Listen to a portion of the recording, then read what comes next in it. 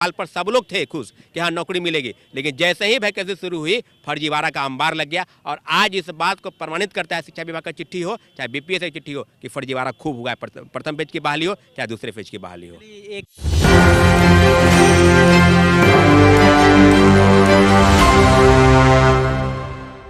नमस्कार, मैं नंदन, आप देख रहे हैं न्यूज़ 24। देखिए, गांधी मैदान में हम जब भी आते हैं हमारे सामने हम आपकी मुलाकात रूबरू करवाते हैं सौरभ जी से, जो कि छात्र नेता यानी कि स्टूडेंट लीडर भी हैं। हम आपसे पूछेंगे कि हर बार हम आपसे यही मिलते हैं, मुद्दा अलग रहता है या फिर वही रहता है, और इस बार मुद्दा क्या है हमें आप संक्षेप में बता दें। देखिए, ओवरऑल मुद्दा जो है आपके चैनल के माध्यम से सबसे पहले आपको धन्यवाद कि काफ़ी महत्वपूर्ण विषय है और जिस विषय के लिए पूरे देश में घमासान मचाई वो है नौकरी।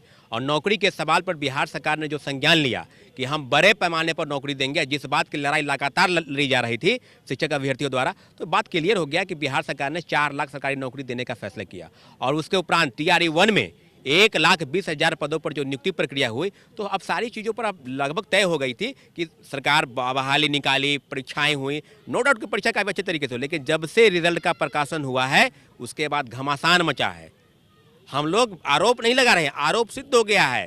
चाहे वो चिट्ठी BPSC निकाले चाहे शिक्षा विभाग निकाले, दोनों की उनके कारनामे से सिद्ध हो गया है, उनके कारनामे से कि आपने जो फर्जीवाड़ा किया क्यों किया, आज तक जवाब नहीं देने हैं। आज जो शिक्षक अभ्यर्थी जो ज्वाइन किए हैं वो भागे भागे फिर रहे हैं। नालंदा से 300 शिक्षक फरार, पटना से 150 शिक्षक फरार। कौन लोग हैं ये लोग?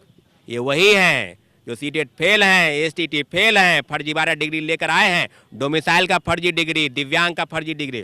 तो इन लोगों के सवाल पर शिक्षा विभाग आखिर क्यों नहीं संज्ञान लेती है?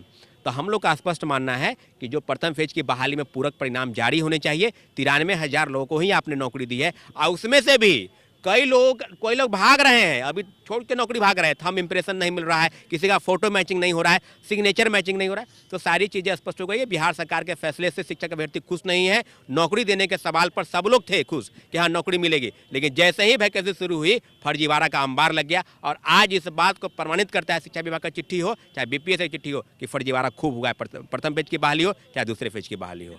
एक मुहावरा आता है, जले पर नमक छिड़कना। नियुक्ति पत्र बांटा गया था और फिर से नियुक्ति पत्र बांटने की जो बात की गई है, उससे क्या ये मुहावरा आप लोगों पर सटीक बैठता है? बिल्कुल सही बात है। अगर नौकरी किसी को मिल रही है, जाहिर सी बात खुशी की बात है, लेकिन जिनको नौकरी मिलनी चाहिए उनको, हाँ योग्य वाले, उनको नौकरी नहीं मिली। आपने फर्जीवाड़ा तरीके से उनको नौकरी दे दिया, फिर कानूनी कार्रवाई कर रहे हैं, वो लोग भागे भागे फिर रहे हैं, तो ये कौन सी प्रक्रिया है भाई? ये तो सीधे सीधे सा कहा जाए तो ये घोर विडंबना है इस प्रदेश की कि शिक्षक बहाली हुई, नौकरी दी गई, लेकिन मेरिट वाले जो हैं वो बाहर हो गए और फर्जी वाले जो है वो नियुक्त हो गए। और इसी गांधी मैदान में 13 जनवरी को बड़ा कार्यक्रम के आयोजन की तैयारी चल रही है। तो हम तो माननीय मुख्यमंत्री जी से आग्रह करेंगे कि प्रथम फेज की बहाली में जो गड़बड़ियां हुई, सेकेंड फेज की बहाली में भी गड़बड़ियां जो है वो रिजल्ट के प्रकाशन के बाद सामने आ रही है। हाँ, ये कहिए कि प्रथम फेज से थोड़ी कम आ रही है, लेकिन इतना जरूर है कि पूरक परिणाम जारी होनी चाहिए। 93,000 पद पर ही नियुक्ति हुई है, अभी तक 30,000 24,000 पद खाली हैं। खासकर PRT में 1 to 5 में 12-13,000 पद खाली हैं। मुश्किल से आपको लेना चाहिए, लेकिन BPSC चेयरमैन के किसी बात पर अब शिक्षक अभ्यर्थी भरोसा नहीं करते हैं, क्योंकि उनके बात पर मुझे लगता है कि वो पलटी मारने जैसा सवाल करते हैं। और ट्वीट जब करते हैं तो दार्शनिक की तरह, उनके ट्वीट को आप समझना आसान नहीं है,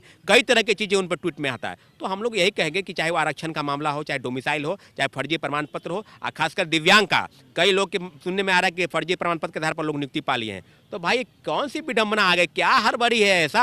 आप आराम से करते, नियुक्ति प्रक्रिया में जल्दीबाजी को नहीं थी जरूरत, लेकिन इन्होंने किया है और इसी का नतीजा है कि हमारे शिक्षक अभ्यर्थी आज धरने पर बैठे हैं, मजबूर हैं, और फर्जी वाले नौकरी ज्वाइन कर लिए हैं। नियुक्ति पत्र कहने का आपका अर्थ है कि नियुक्ति पत्र बांटने से हमें एतराज नहीं है, लेकिन जो योग्य है उन्हें आप बांटिए, जो अयोग्य है उन्हें आप बांट रहे हैं, और योग्य वाले रोड पे आकर हर दिन धरना दे रहे हैं, वो भी BPSC, जो कि बिहार के सबसे पॉइंटेड, अगर बात करें एजुकेशन सेक्टर में, एक आता है। निश्चित रूप से BPSC और शिक्षा विभाग दोनों की गलती है कि नियुक्ति प्रक्रिया में जो खामी बढ़ती गई उसी का नतीजा है। तो योग्य अभ्यर्थी का चुनाव करना है, योग्य शिक्षक। आप बताइए, जिसके पास सीटेट फेल, STT फेल, कई फर्जी प्रमाण पत्र, तो ऐसे लोग शिक्षक जब बनेंगे ना, तो बिहार के शिक्षा व्यवस्था का कायाकल्प नहीं होगी। ऐसे फर्जीवाड़े तरीके से लोग जो नियुक्त होंगे, तो मुझे लगता है कि इस तरह की चीज़ों से बचना चाहिए था। लेकिन BPSC और शिक्षा विभाग दोनों से बहुत बड़ी चूक हुई है, उसी का खामियाजा आज शिक्षक अभ्यर्थी भुगत रहे हैं। एक आखिरी सवाल आपसे लेंगे कि बाहर के, अगर हिंदुस्तान की बात करें तो बाहर के राज्यों के लोगों को तो ये दिखता होगा ना कि बिहार में हर दिन नियुक्ति पत्र बांटा जा रहा है, नौकरियां दी जा रही है, बाहर के राज्यों के लोगों को बुलाकर नौकरियां दिया जा रहा है, यानी कि बिहार सरकार रोजगार पर ध्यान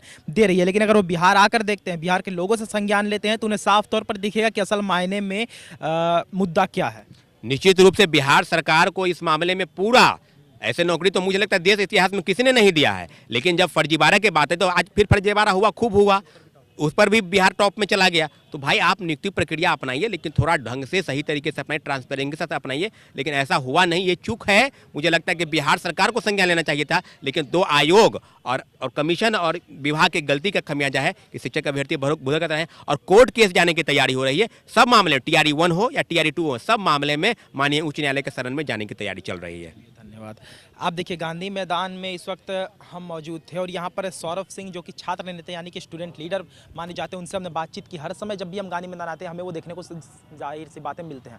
कहने का अर्थ ये है कि PSC TRE 1 को लेकर और TRE 2 को लेकर यहाँ पर जिस तरीके से मुद्दा उठाया जा रहा है, एजुकेशन सिस्टम पर भी सवाल उठाए जा रहे हैं लगातार। अगर हम बात करें नियुक्ति पत्र की, तो नवंबर के शुरुआती फेज में नियुक्ति पत्र बांटा गया था, जिससे साफ तौर पर BPSC स्टूडेंट्स का ये कहना था कि हम यहाँ पर रोड पर हैं और बोर्ड पर वो हैं जो अयोग्य हैं। साथ में उन्होंने फाइल्स लेकर भी आए थे गर्दनीबाग धरना स्थल पर और गांधी मूर्ति के पास, और उन्होंने साफ तौर पर दिखाया था कि क्या गलत है क्या सही है। हमने भी विजुअल के माध्यम से आपको दिखाया था। और आपको बात करें कि अभी से आज 9 जनवरी है, यानी कि 3 से 4 दिन बाद फिर से नियुक्ति पत्र इसी गांधी मैदान में बांटा जाएगा, जो कि साफ तौर पर इनका कहना है कि हमारे ऊपर जले पर नमक छिड़कने जैसा कार्य किया जा रहा है। हमें जिस तरीके से नज़रअंदाज किया जा रहा है और नियुक्ति पत्र बांटकर हमें साफ तौर पर दिखाया जा रहा है कि किस तरीके से हमें आप बैक में ढकेलने का प्रयास कर रहे हैं। तो कहीं ना कहीं सवाल एजुकेशन सिस्टम पर उठता है। तो ये थी आज की रिपोर्ट। बाकी ऐसे और तमाम खबरों के लिए हमारे साथ बने और देखते रहें News 24। मैं नंदन, आपसे एक वीडियो के साथ। धन्यवाद।